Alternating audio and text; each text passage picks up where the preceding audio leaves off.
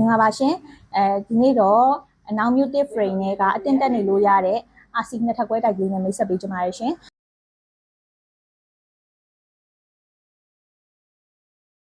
ပိုင်ရှင်တိုက်ရိုက်အရောင်းလေးဖြစ်ပါတယ်65အနီး130နဲ့13လုံးကြားမှာရှိပါတယ်ရှင်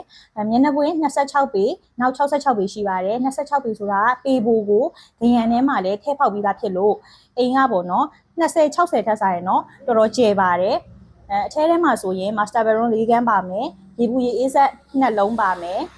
ပြီးရင် solar 12ချက်ပါမယ် aircon 3လုံးလည်းပါပါမယ်အိမ်ဝယ်ရနဲ့ဒါတွေပါတစ်ခါတည်းရမှာเนาะပြီးတော့အောက်မှာ foundation မှာ12ပေထည့်ထားတာဖြစ်တဲ့အတွက်ကြောင့်မို့လို့ငလင်တန်းထိမှာလည်းလုံးဝမပူရပါဘူးရှင်အလဲလေးကလည်းလူတိုင်းကြိုက်တဲ့အရှိလဲလေးဖြစ်ပါတယ်ရှင်